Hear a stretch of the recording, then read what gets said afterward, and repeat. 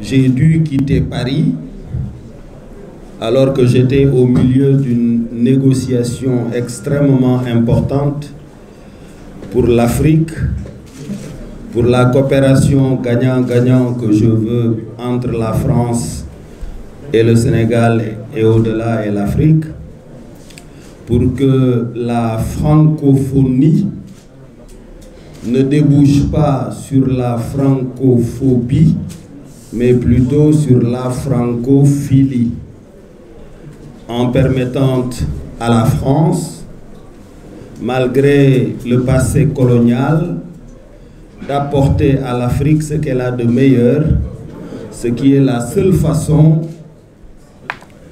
pour les Africains de lui ouvrir à nouveau leur cœur et de penser les blessures de la période coloniale et antérieurement de l'esclavage et de tous ces rapports de domination qui caractérisent le relationnel entre l'Occident et l'Afrique. Je suis donc rentré pour participer à cette marche et protester contre la triple violation de notre constitution orchestrée par le président Macky Sall. J'ai dit d'ailleurs à mes amis français que cela n'allait pas arranger leur image qu'au moment où ils violaient sa constitution, que le président Macron le reçoive en France. Parce qu'il faut bien se rendre compte que les choses ont changé. Macky Sall ne le comprend pas encore. L'Afrique a changé, les Africains ont changé.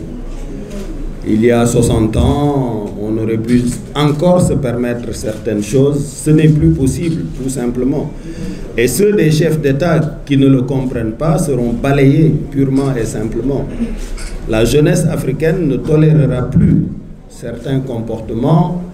Elle ne tolérera plus certaines génuflexions de leurs présidents et de leurs leaders à l'endroit des autres leaders du monde.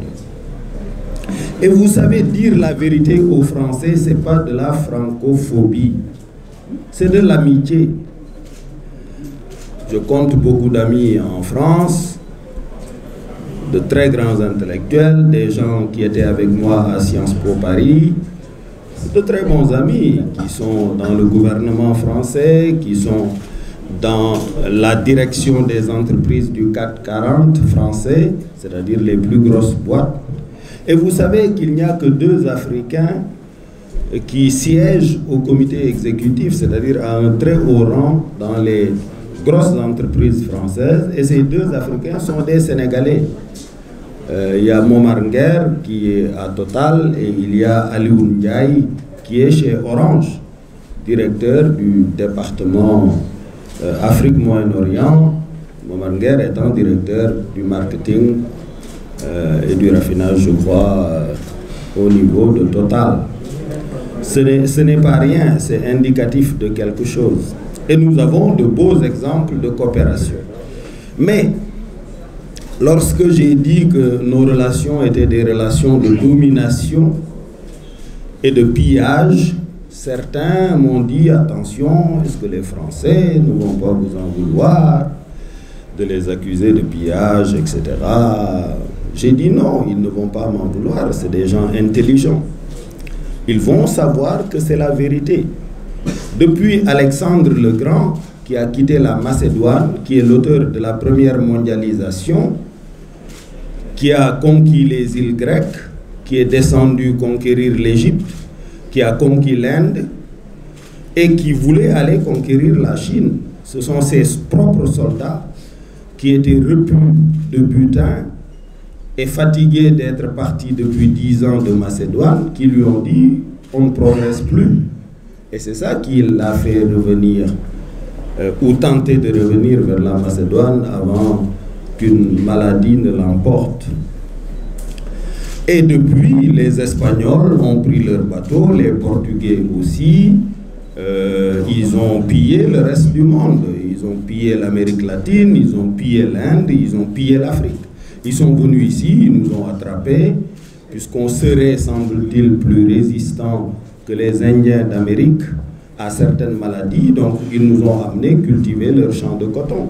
C'est ça la vérité historique, personne ne peut la nier, même pas eux, c'est eux qui nous l'enseignent parfois.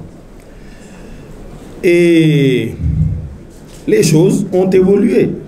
Il y a eu après les indépendances, au départ, ils étaient tout le temps là, coopérants techniques, etc.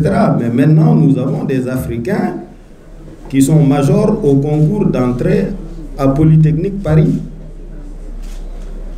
C'est un indicateur du changement. Et il faut qu'ils l'intègrent.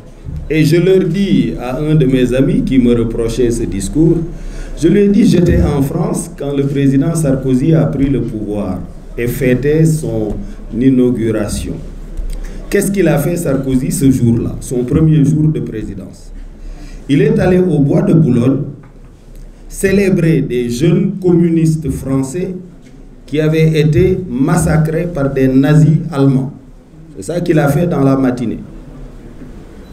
Discours ne pouvait être plus clair en direction de l'Allemagne et du peuple allemand pour lui dire « Vous nous avez fait du tort à un moment de votre histoire puisque vous étiez des nazis. » Et qu'est-ce qu'il a fait dans l'après-midi?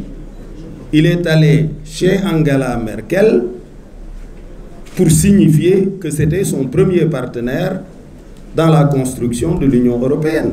Donc le souvenir de l'histoire n'entraîne pas la guerre ou la querelle, c'est simplement le rétablissement de la vérité. En tout état de cause, il y a des choses qui ont évolué, il faut que tout le monde en prenne compte. Tout le monde en tienne compte. Et Macky Sall le premier. Maintenant, avant de poursuivre, je voudrais dire quelques mots en wolof en direction du peuple sénégalais. Assalamu alaikum wa rahmatullahi